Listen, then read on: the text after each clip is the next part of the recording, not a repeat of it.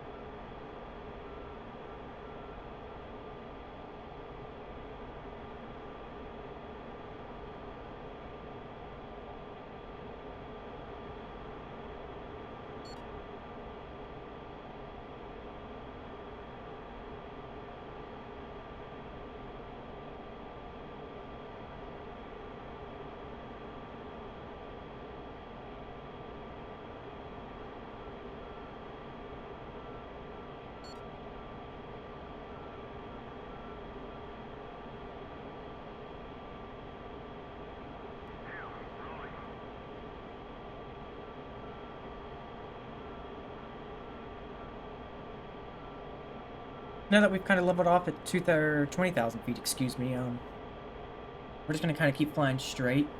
I am going to go ahead and fence in now that we're getting over enemy territory pretty soon here. We'll go ahead and turn that all off. Lights are off. As it stands, that's pretty much it. That sounds really dumb. I will say that, the reason I decided to actually start over instead of doing and continuing the Chinese Liberation campaign is that I did a few missions with the Chinese Navy campaign, and honestly, I wasn't pleased with how it worked in Liberation, and I wasn't really pleased with the limitations that I was given. Taken off from just a carrier, as you saw at the end of that video, I A, can't land on a carrier, I B, suck at any kind of anti-ship warfare, and then C, I am more of an F-16 guy than I am an F-18 guy. It's just how I am, it's just how I work. I'm more of an Air Force guy, I don't care. Listen, I've sat in the F-16 in real life. I love it more than the F-18. Hate me all you want in the comments. Leave a comment which one's your favorite if you want. I don't really care.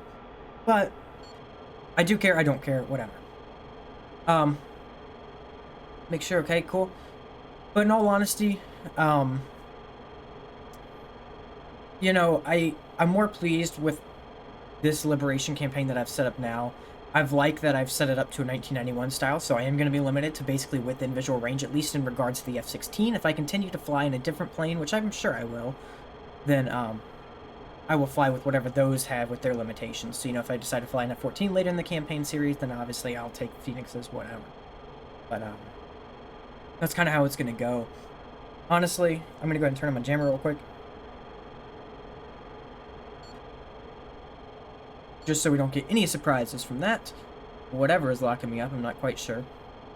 You know, I just wanted something new. I wanted a challenge, and I don't think I was getting that from the Chinese campaign, which sucks. But, so I'm sorry that I uploaded that video just to tell you guys that I wouldn't be continuing it.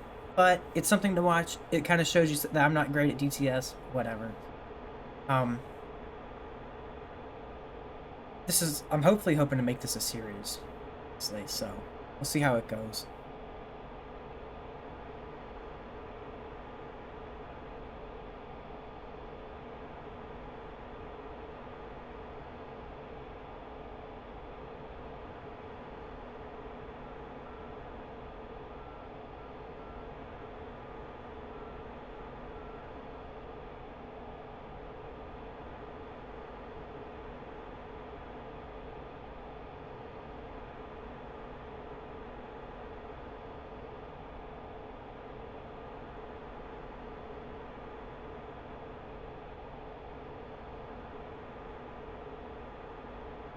Looks like we're getting a little off course here. I'm going to go ahead and turn us right to get closer to that waypoint. I'm not necessarily going to follow, like, staying around my escorts, because I know that I'm not going to run into much. It's just kind of how I am. I don't really care. At least in this mission. Later in the campaign, as I get into more intense, like, doing basic air interdiction, excuse me, then obviously I'll stay with my flight packages as I get closer to those Hawk sites, repair sites, and stuff like that the Iranians are using in this campaign. In regards to what Iran brings into the table in this campaign, I know I gave them F-14A models. They're limited to obviously 1991 weapons, so I'm not sure what they actually carry payload-wise. I don't know what Iran had in 1991. And then in regards to like their F-4s, they're obviously only carrying AIM-7 Sparrows. And then they have some other planes. I know they have some MiG-21s. I want to say they might have MiG-19s. I'm not exactly sure. And then they have some cargo aircraft helicopters. I believe they have the Super Cobra, or at least the Cobra helicopter. And I want to say they might have a Hind or something, too. Some other stuff. Right now, we're only on the northern part of Iran. We're not actually doing kind of like anywhere near Dubai. We're just actually just straight in Iran. And we're taking off from Keshem Island and a few other airports around. So it's a very limited campaign, just sticking to the northern side, because I just want to make sure that I can make a series out of this without having to worry about, you know, getting stuck too long in the meat grinder and being able to actually complete it in a timely manner. That's kind of that. My wingman is going crazy back there. He's getting all kinds of stuff. Let's go ahead and turn on Link 16 Exmit.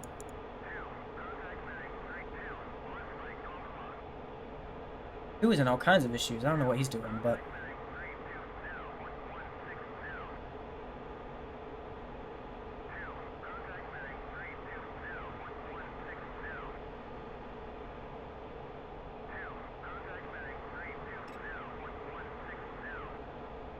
I love that my wingman is just calling out every target that he possibly can.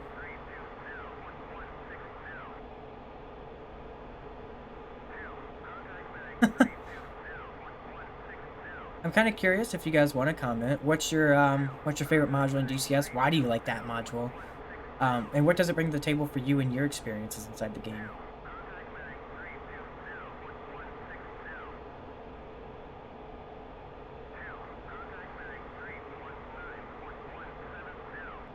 Go ahead and start turning here to get closer to that. I will say my favorite module is the F-16 fan favorite. Been my favorite for life. Gotten to sit in one in real life. Love it. It's a great little cockpit. Man, this thing is super tiny in real life, though. I don't know if you guys will ever make your way up to the Dayton Air Force Museum in Ohio. That's where I got to sit in one, and I'll tell you that, like, sitting in it, this cockpit, it is the tiniest thing ever. You feel like you are crammed. Man, is it such a fun thing to sit in. So, and then they have a few F-16s on display, like the Thunderbirds and stuff. And they even have a MiG-29 and MiG-23 if that's your guys' liking. That's kind of cool. But we're going to cut back up throttles here. Not really managing fuel well. But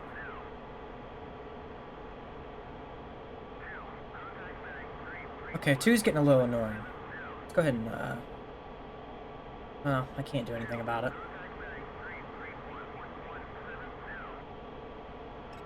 Let's see if we can...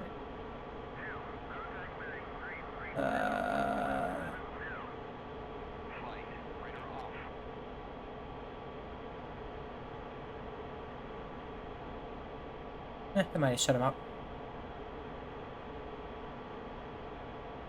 Being limited to just AIM-9s in the F-16 is gonna be an issue in the grand scheme of things. When it does even get into within visual range fight, if I'm gonna have to defend against Sparrows compared to just AIM-9s or the Russian AIM-9s, the R-73s, R-60M, the R-60 regular model, or even just defending against R-27Rs and Ts, not the extended range versions of them, it's gonna be a pain with me. I'm not going to be able to defend like I would usually do, where I would maybe, let's say, launch a missile at, 30 to 40 miles out, crank to either side, and then, continue that fight until one of us finally hits each other. I'm more going to be limited to, hey, I need to stay low, high, fast, whatever, the situation depends, and then get close enough to shoot an AIM-9 or go guns. And that's kind of where I'm going to run into a lot of issues in this campaign, at least with the F-16.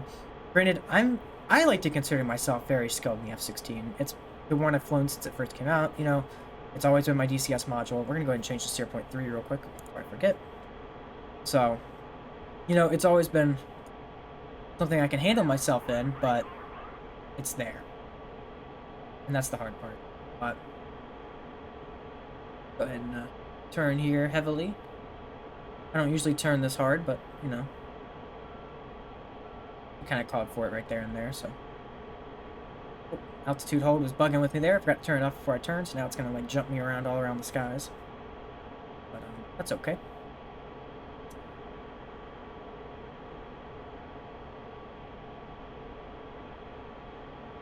I will say, people hate on Persian Gulf a lot, though, but I am loving the scenery. I don't know...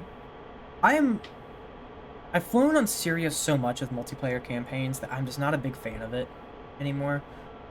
Which sounds bad, because I know everybody's like, you gotta love Syria, buy Syria, but it's really just not my cup of tea anymore, I think. And, I don't know, I think switching it up for me has made me like it a lot. And I don't know, something about the Iranian desert just looks kind of cool from high up. I know once you get lower, it looks crappier, but it looks good to me, so it's pretty. Oh gosh, here we go again. He's gonna start calling out every target that he sees 500 miles out. See if I can get him to turn his radar.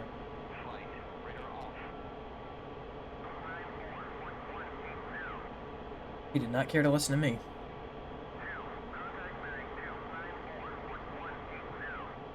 So this is where things get a little dicey. We are fenced in, lights are off, music is on, jamming is active, bombs are good on the SMS page. We got CCIP enabled because we have no targeting pods. Let's go ahead and turn our DED to the HUD. You may ask what's that for? I don't know, because I feel like it. Go ahead and switch to 0.4, and let's go ahead and roll into this target area. We only got, I guess, 2 tries, because I got 2 bombs, and that's all we got to destroy this one factory. So this is going to go Either really well or really bad, but I'm going to make it go really well. I hope, at least. 2 is bingo fuel. Okay. Sounds like, you know, typical liberation stuff, where AI doesn't really know what they're doing. So, looks like we got target in our HUD. It's on the ground. We're about 4 minutes out. We're going to switch out of air-to-ground mode until we get closer, about maybe, you know, 2 minutes out. Hold on here. That is our friendly F-16, yep. Okay. Gotta always check your surroundings. You know, you look over, you see a target, you gotta make sure that you're okay. It does look like we have our HSD 2 group 19,000 going towards the left. So off of our, I don't know, roughly 10 o'clock-ish, 9 o'clock.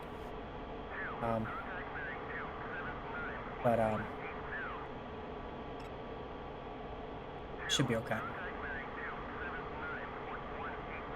Yep, we know. Thank you.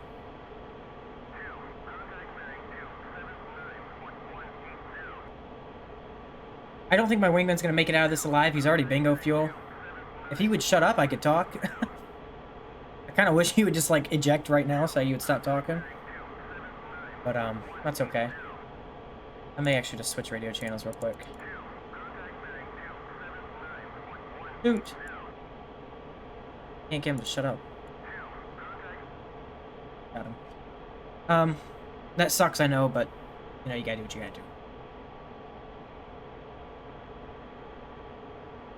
So, 3 minutes out. We're not gonna burn, we're trying to conserve that fuel. 9,200 pounds of fuel. We are doing okay. This probably hasn't been that exciting a mission as for you guys, but honestly for me, I'm just kind of getting myself into the groove. Just, you know, call it a check ride flight around Iran. You know, like when you first, you know, whatever. I don't know what I'm trying to say, but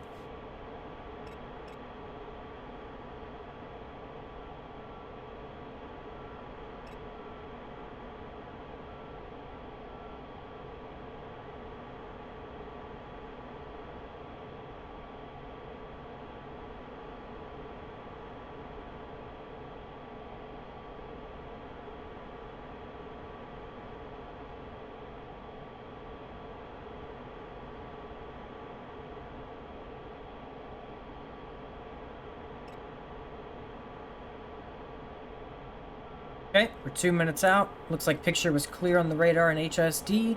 We'll switch master arm on. We got an F-14 launch. Of course we do. Let's go ahead and go defensive to the right. That was kind of a delayed defensive, but I wanted to make sure that we were okay. In the meantime, we actually will do a low-level attack on the factory. We'll actually get low. Cut back on throttle so we're not too fast. I got eyes on the factory out in the distance. All by him lonesome. Go ahead and kick it and burn it in. 1 minute, 20 seconds out.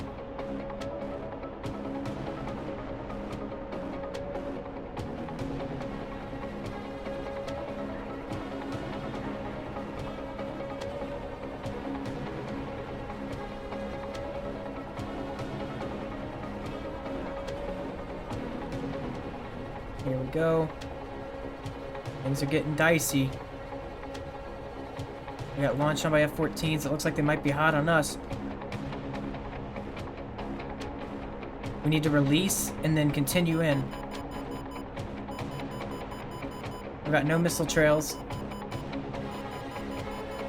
Let's keep pushing. Keep pushing the attack point. Let's go ahead and chaff and flare low. Got eyes on missile trails. Off to my 3 o'clock. Keep pushing. Target's 10 seconds out. 10 seconds out. Master arm is verified on. 1 bomb, 2 bombs. Switching a dogfight. Got eyes on first bandit. Nose high.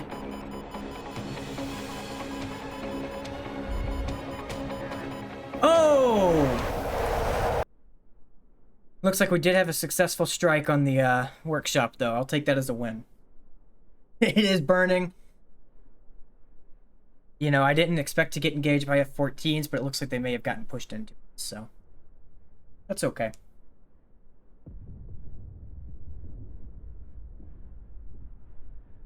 Well, thank you guys for taking my first tour of Iran.